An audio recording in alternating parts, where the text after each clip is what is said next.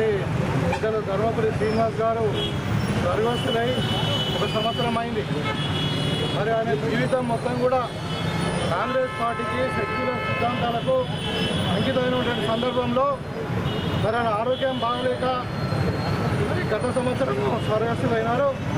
మరి ఆ రోజు మా ముఖ్యమంత్రి గారు వచ్చారు, పెద్దలు సురేష్ రెడ్డి గారు, షబీర్ గారు, కాంగ్రెస్ పార్టీ అంతా యావత్తు కూడా మరి శోక సముద్రంలో మునిగి మరి దినమంతా కూడా ఉండి దగ్గరుండి అంత్యక్రియలు చేయడం జరిగింది. ఇవాళ సంవత్సరం అయిపోయింది.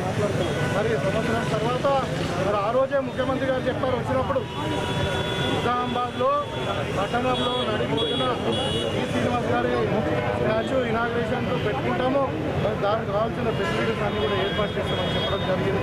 దాంట్లో భాగంగానే మరి ప్రభుత్వ పరంగా ఇక్కడ శ్రీనివాస్ గారి మరి స్టాచ్యూ పెట్టడానికి కావాల్సిన అనుమతులను కూడా ఇప్పించడం జరిగింది.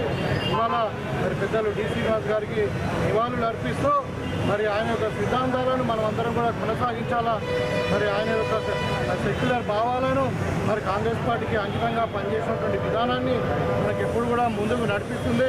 మరి ఆయన సిద్ధాంతాలను ముందుకు తీసుకెళ్తూ మరి కాంగ్రెస్ సిద్ధాంతాలను ముందుకు తీసుకెళ్తూ ఆయనకు నివాళులు అర్పిస్తూ ఉన్నాం ఈరోజు.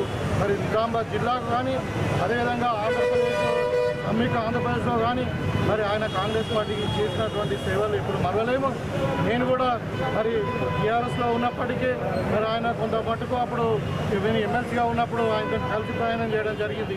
మరి చాలా సున్నితమైన వ్యక్తి, మరి ఒక స్టేట్స్మెన్, రాజనీతిజ్ఞుడు. మరి అన్ని విధాలా మాకు గైడెన్స్ ఇచ్చినాడు. మరి అప్పుడు ఆ రోజులను మేము మరవలేము.